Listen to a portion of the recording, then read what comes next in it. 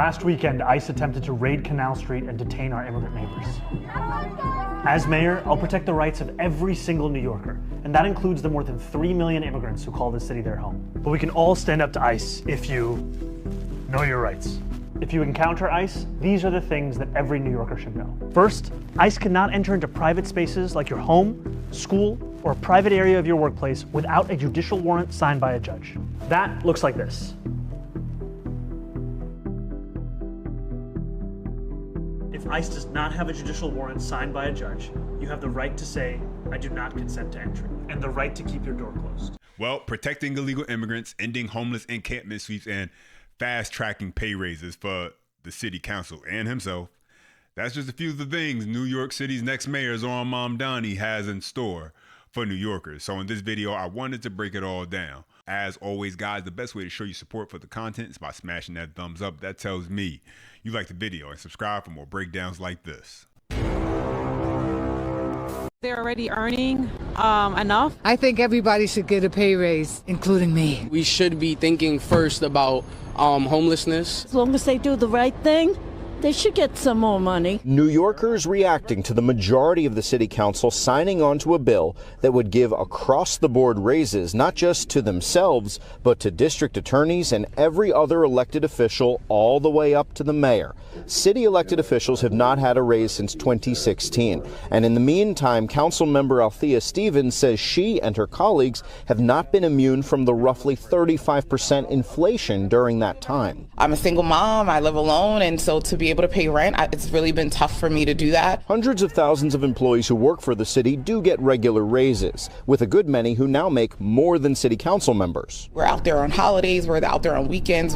Our expectation is for us to be in the community on a regular basis, and so we should be able to take care of ourselves and our family at the same time. The proposal on the table is currently for a 16% raise. City council members would get $24,000 more per year and land at $172,500. The comptroller would get $33,000 more, and the mayor would see a more than $40,000 bump to a pay of over $300,000. Incoming Mayor Zohran Mamdani, a Democratic socialist who ran on a message of affordability, sidestepped the politically tricky question of pay raises earlier this week.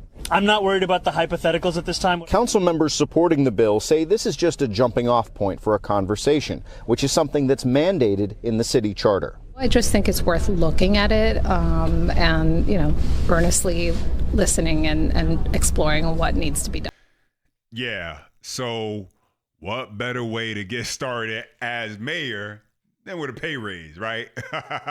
For the mayor and for the city council. I mean, we can't forget that part, because clearly they're doing such a fantastic job in New York City right now.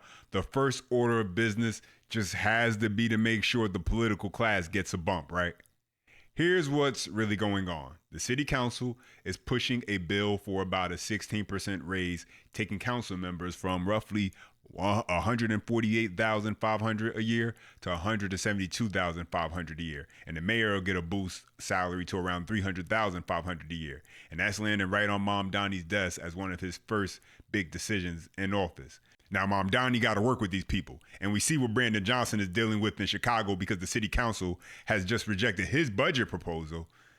And so Mamdani has to work with the same council to pass a budget, push his progressive agenda, and get things done. So ask yourself, what better way to ingratiate yourself with the city council than to sign off on a fat raise for them and yourself?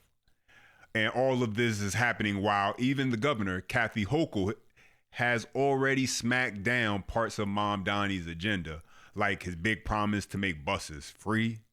So much for that. And she's gone on record casting serious doubt on that plan and basically saying, that's not how this works. So it's really about to be one huge mess in New York City. Expensive promises, a richer political class, and a city that's already struggling with affordability, crime, migration, and homelessness. But it's not just messy. It's about to get a lot more dangerous for everyday New Yorkers, because on top of all of that, Mamdani is planning to end a program started by Eric Adams, current mayor, to end homeless encampments and get people off the streets. Take a listen. Homeless encampments are going to be allowed under the Mamdani administration. The mayor-elect says he's going to halt a policy put in place by Mayor Eric Adams to break up those encampments. Adams instituted the policy not long after taking office when homeless people were being linked to crime.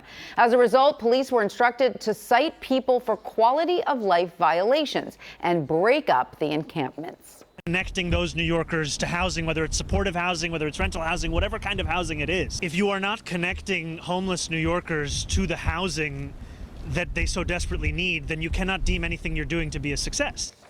Mamdani also says people will not be involuntarily committed except in the rarest of circumstances. Will the shift lead to scenes that have plagued parts of California, like in San Francisco and parts of LA? Eyewitness News reporter NJ Burkett live at Penn Station with the reaction tonight. NJ? Yeah, Mike, good question. Mamdani clearly believes that won't happen, but his approach will have to be successful. The city's going to have to make major investments in housing, and he believes that affordability is at the root of homelessness. On the coldest day of the season, we found homeless New Yorkers taking refuge underground, like this woman named Harriet, who told us she needs help. Nothing is being done. And they have nowhere to live. And they have nowhere to live, so they have to keep being. This shelter is supposed to be like some temporary, like a temporary place. Harriet says she doesn't know where to turn, which may be true for many who need to stabilize their lives. Incoming Mayor Zohran Mamdani told reporters that the answer to homelessness is to provide homes. Connecting those New Yorkers to housing, whether it's supportive housing, whether it's rental housing, whatever kind of housing it is. When he took office, Mayor Adams faced an onslaught of high-profile crimes committed by homeless, unstable people. His reaction was immediate. No more smoking, no more doing drugs, no more sleeping, no more doing barbecues on the subway system, no more just doing whatever you want. It was both no nonsense and compassionate. Police officers enforced so-called quality of life violations and ended homeless encampments. They were paired with outreach workers to coax the homeless off the streets and into treatment. The severely mentally ill were involuntarily committed. We said it's inhumane to walk by someone that clearly they can't take care of their basic needs. Mamdani believes it's inhumane to end encampments and would use involuntary commitment in the rarest of cases. If you are not connecting homeless New Yorkers to the housing that they so desperately need, then you cannot deem anything you're doing to be a success. Dave Giffen runs the Coalition for the Homeless. The only way we're going to solve this problem is by creating enough permanent housing such that people don't have to live on subway platforms and live on the streets. And I'm sorry to say it, but no mayor so far has done a good job.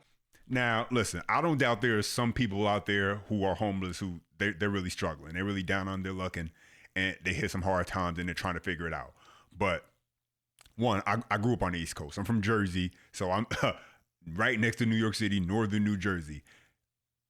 It's not just all about because people are down on their luck. There are people who are out there because they're choosing to be out there. They're addicted to drugs. They're caught up in a lifestyle. They do not want the help, or they don't want the help and they don't want the rules that go along with the help. And so when you have these housing, well, it requires that you clean yourself up, that you get into a work program, that you get off of drugs. And you if you got an alcohol problem, you have to get off of that too and attend meetings. And these are things that not everybody is prepared to do. And Mamdani, whether it's a willful ignorance of someone who just doesn't get it, or I don't know, just a certain naivete, I don't want to know. I don't know. But I just know that everybody's not ready to get off the streets who's out there on the streets. And there's a large percentage of those people who they want to be there because of their addictions and their issues. And if they have a choice whether to give up their addictions and their problems to get housing, they'll choose to remain on the streets because they still desire to be there to some extent. They haven't hit rock bottom quite enough. And so the people who do work, who do have jobs, who are contributing to society, they shouldn't have to